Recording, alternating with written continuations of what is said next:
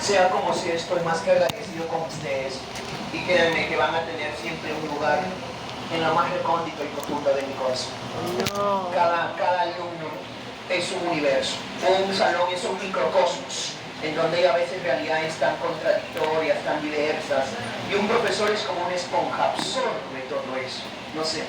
Ahora, gente, volviendo por acá, Hegel va a considerar que la historia o la realidad es el despliegue o desarrollo de la idea absoluta. Despliegue o desarrollo de la idea absoluta. ¿Y qué cosa es la idea absoluta? Algunos dicen que esta idea absoluta sería Dios, mientras que hay otros que dicen que la idea absoluta no sería más que una razón universal. Después de la muerte de Hegel, hay dos grupos de hegelianos. Hegel, que es un filósofo terriblemente influyente, y los hegelianos de derecha, más conservadores, van a decir que se está refiriendo a Dios. Mientras que los hegelianos de izquierda, más revolucionarios, van a proponer que se trata de una razón universal. De por momento, gente, vamos a quedarnos con que se trata de Dios, ¿de acuerdo? ¿Por qué? Porque se trata de la interpretación más común, de la interpretación más generalizada en el mundo académico. Entonces, la historia o la realidad es un proceso en donde Dios se va desplegando, se va desarrollando, pasando por la naturaleza hasta llegar al ser humano, la cultura, la historia. Eso mismo. Hegel también diría sobre la historia, sobre la realidad, que es un proceso cuya finalidad es la libertad. A la medida que se va desarrollando la historia, a la medida que se va desarrollando la realidad, cada vez esta es más racional, cada vez esta es más libre. Si tú te pones a ver, las sociedades antiguas eran menos libres, pero si es que ves las sociedades más actuales, más modernas, estas alcanzan una mayor libertad. Por eso Hegel es un filósofo optimista. Miren, si nos vamos al mundo de Oriente, Egipto, Persia, uno solo era libre. En el mundo de Grecia, en el mundo de Roma, pocos son libres. Pero si nos vamos al mundo alemán, Sacro Imperio Romano Germánico, ahora todos son libres. Es ahí donde está el optimismo de Hegel, ¿verdad? A la medida que pasa la historia, estaba haciéndose cada vez más libre.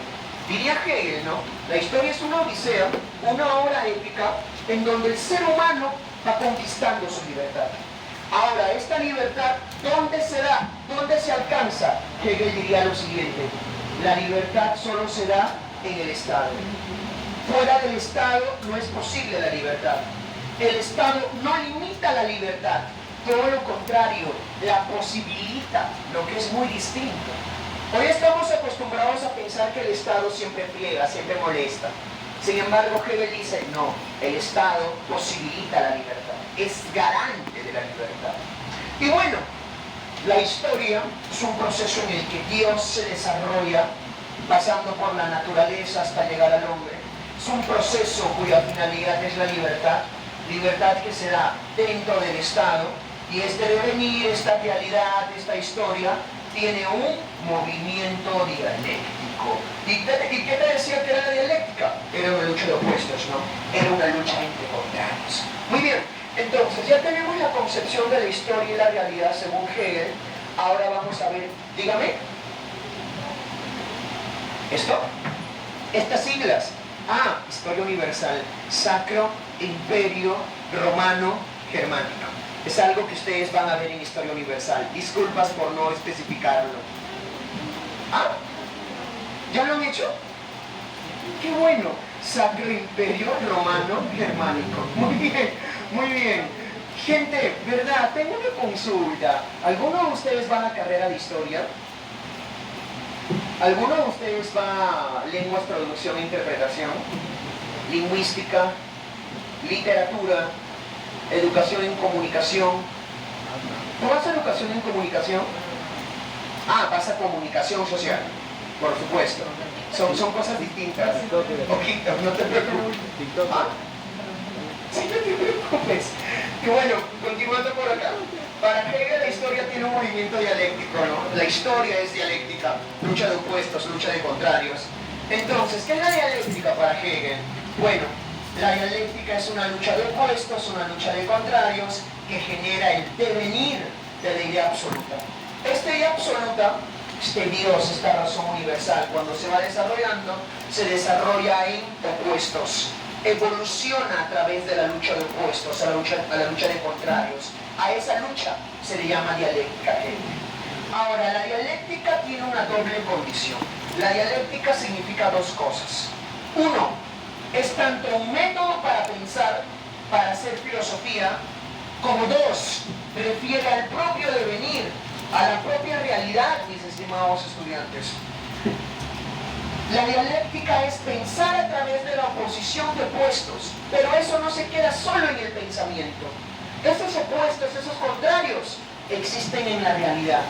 O dicho de manera más filosófica, se piensa dialécticamente una realidad que existe dialécticamente.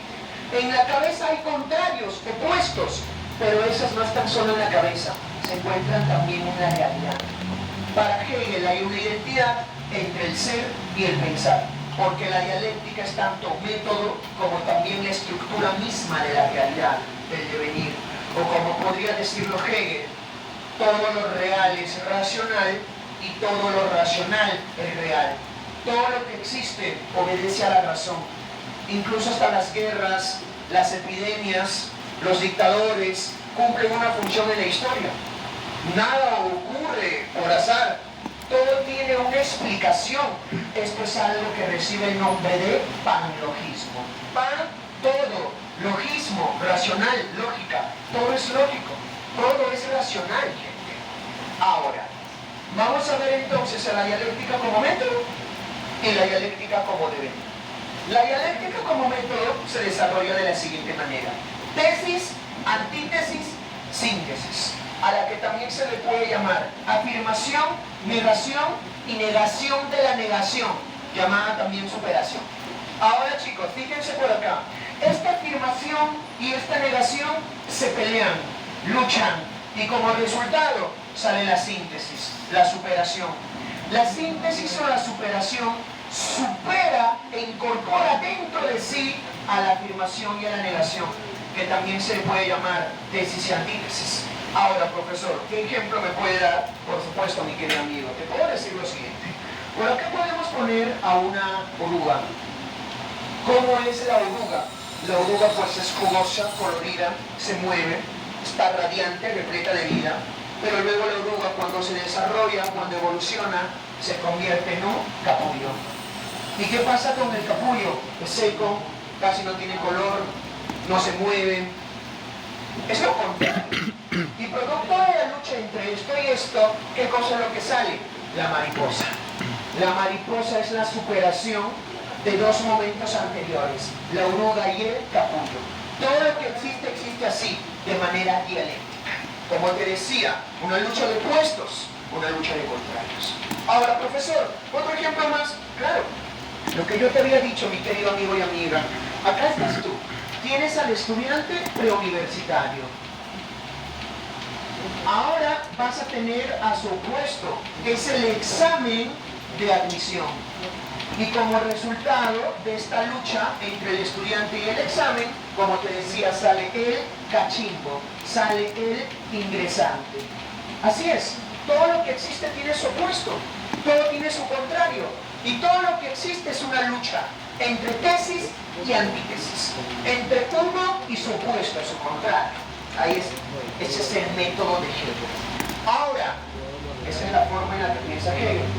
Ahora, ¿cómo es que existe la realidad según Hegel? ¿Cómo es que se despliega la idea absoluta conforme a Hegel? Bueno, Hegel afirmaría, Hegel diría lo siguiente, mis estimados estudiantes. En primer lugar, lo primero en existir es la idea en sí. Idea en sí. Y cuando Hegel se está refiriendo a la idea en sí, se está refiriendo a Dios. Ahora, esta idea en sí sale fuera de sí misma. Idea fuera de sí. ¿Y se convierte en qué cosa? En la naturaleza. Dios crea la naturaleza. Ahora ocurre algo, mis estimados estudiantes. Ocurre que entre Dios y la naturaleza hay un extrañamiento. Extrañamiento. Y este extrañamiento, mis estimados estudiantes, va a recibir el nombre de alienación, mis estimados estudiantes. Dios se hace extraño o se hace ajeno a sí mismo. Podemos decir que la idea en sí, también mis estimados estudiantes, es pues abstracta. Sin embargo, como es la idea fuera de sí, es material, es concreta. Entonces, esta tesis y esta antítesis se deben de conciliar. ¿Y cómo es que Dios y la naturaleza, tesis y antítesis, se superan? A través del espíritu, la idea para sí. ¿Y qué cosa es el espíritu? Bastante sencillo. El espíritu, mis estimados estudiantes, es la humanidad. Es, en pocas palabras, el hombre, el ser humano. Ojo con ese detalle. El hombre es un ser finito que es capaz de ser consciente del infinito. Ojito con ese detalle. El hombre, la humanidad, es la forma en cómo el universo adquiere conciencia de sí mismo. Así que ya saben, idea en sí, idea fuera de sí, idea para sí. Dios, naturaleza, tesis, antítesis. Como resultado, espíritu, la humanidad. Y este espíritu puede asumir tres modalidades, puede asumir tres clases.